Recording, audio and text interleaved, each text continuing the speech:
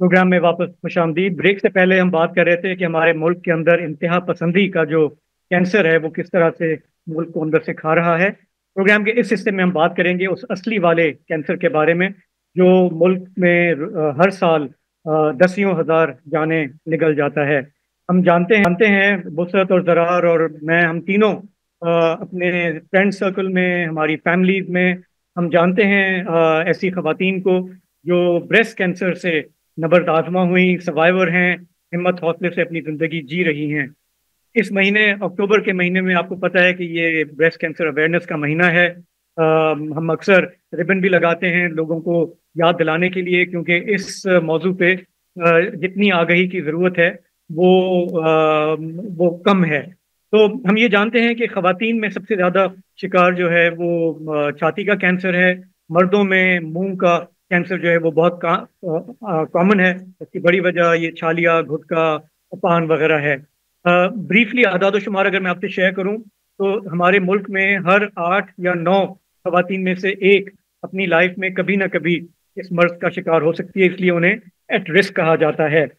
औसतन उम्र हमारे मुल्क में खवातीन की जो कैंसर का शिकार होती हैं 34-35 है, जो कि हमारे खित्ते में बाकी लोगों से काफ़ी कम है।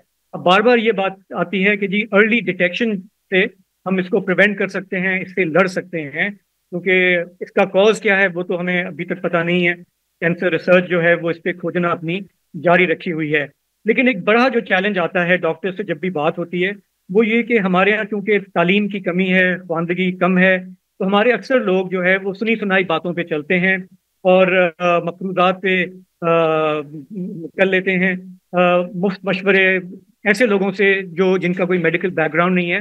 उसकी वजह से मिस इन्फॉर्मेशन फैलती है। तो हमें स्टूडियो में हमारी खुशकिस्मती हमें ज्वाइन कर रही हैं आगा खान यूनिवर्सिटी से वाबस्ता ऑन्कोलॉजिस्ट डॉक्टर यास्मीन रशीद। बरसों का आपका तजुर्बा है, बहुत पेशेंट्स को आपने ट्रीट किया है, क्योर किया है, और society of medical oncology of Pakistan की आप जनरल सेक्रेटरी हैं।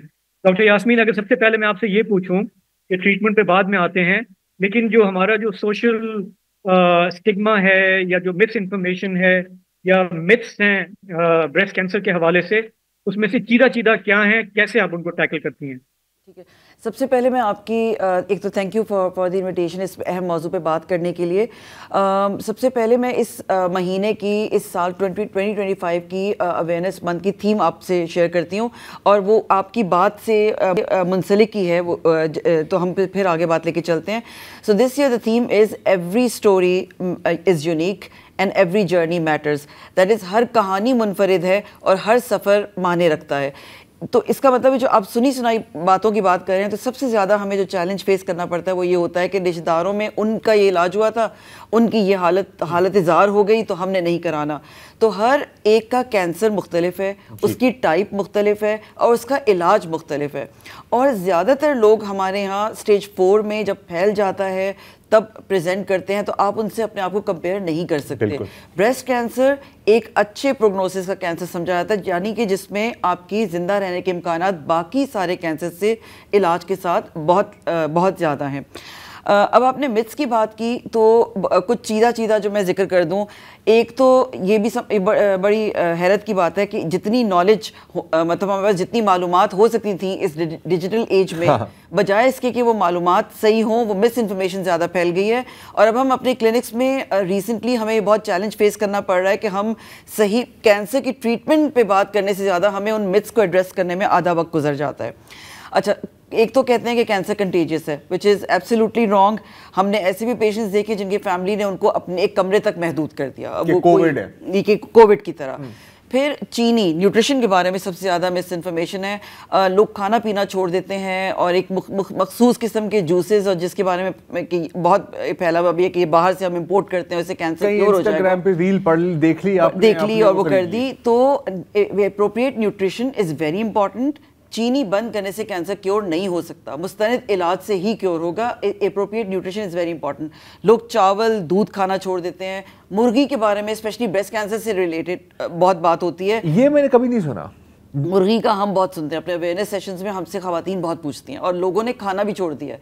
سو اگر اس سے ان کا الٹا نقصان ہو رہا ہے بیکاز وہ پروٹین سے محروم ہو رہے ہیں, اچھی ایک متوازن غذا سے محروم کر رہے ہیں خود کو, کیونکہ کینسر کے علاج کے دوران اسپیشلی آپ کو متوازن غذا لینی بہت ضروری ہے, آپ کا وزن برقرار رکھنا بہت ضروری ہے. تو یہ ساری غذائیں ویسے بھی اگر چکن آپ لیں گے بھی, ہم اتنا پکاتے ہیں اپنے کھانے کو تو اس میں کینسر کرنے کی سکت باقی نہیں رہے گی. پھر یہ کہتے ہیں کہ آپ کی ایک تو ہمارے جو میڈیا میں ٹھیک ہے انٹرٹینمنٹ انڈسٹری ہے, تو ہم توقع یہی کرتے ہیں کہ وہ انٹرٹینمنٹ کی بات کریں گے, ایجوکیشن نہیں کریں گے. لیکن میرا خیال ہے کینسر اتنا زیادہ اب ہو رہا ہے اور اتنے ینگ پاپولیشن میں ہو رہا ہے کہ کسی نہ کسی طریقے سے اس میڈیا کو ہمیں استعمال کرنا چاہیے اویئرنیس کے لیے.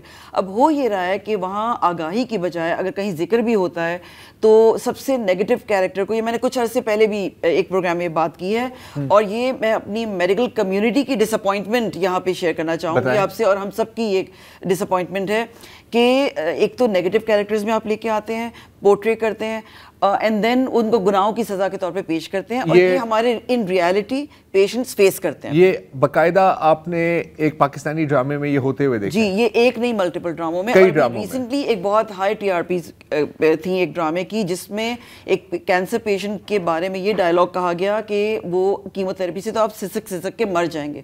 باقاعدہ آپ میں آئی کین کوٹ بتاؤں گی. اور اس کا ریئل ورلڈ میں اثر پڑتا ہے؟ بالکل اثر. میری اپنی پیشنٹ جن کو ابھی تشخیص ہوئی تھی کینسر کی, انہوں نے یہ ڈرامہ دیکھا, باقاعدہ کوٹ کیا, she would not stop crying, ان کو سائیکالوجسٹ کے پاس بھیجنا پڑا, کنونس کرنا پڑا, پیشنٹ سروائیور سے ملوانا پڑا, تب جا کے کہیں انہوں نے ٹریٹمنٹ سٹارٹ کی. تو یہ امپیکٹ ہم دے رہے ہیں کینسرز میں.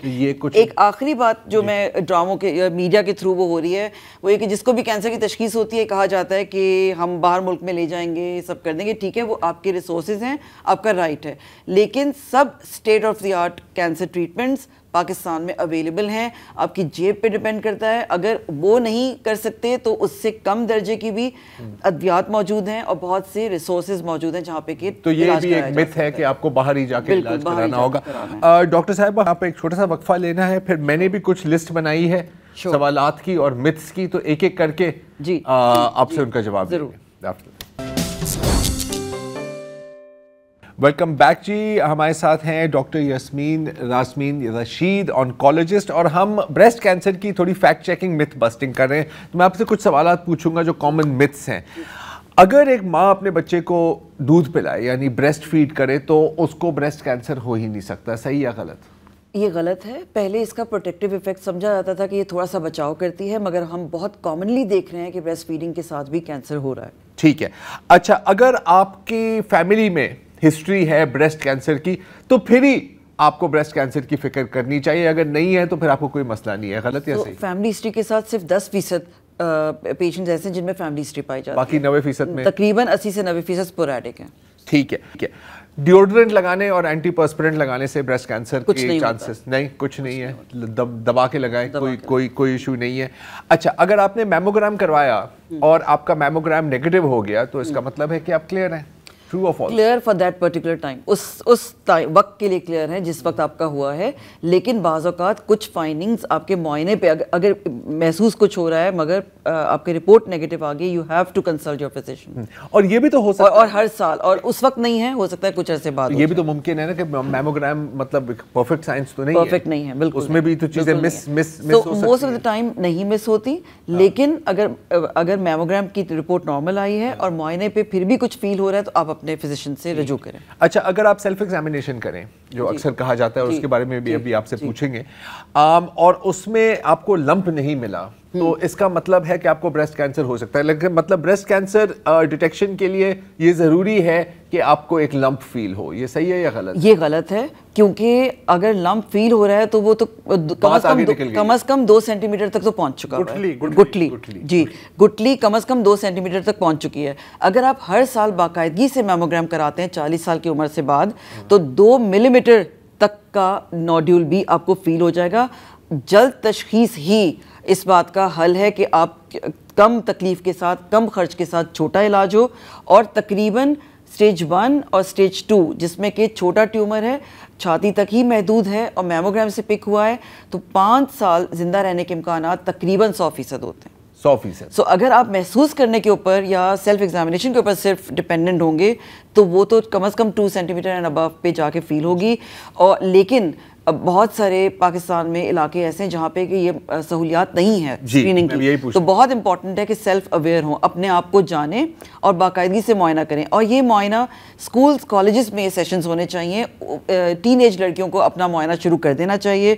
آئی تھنک ہم نے کس عمر میں معائنہ شروع ٹین ایج میں شروع کر دینا چاہیے. اور 25 سال سے زیادہ کی عمر میں آپ کو کلینکل بریسٹ ایگزامینیشن کہتے ہیں کہ اپنے فیملی فزیشین سے جا کے معائنہ ہر 2-3 سال میں کروانا چاہیے.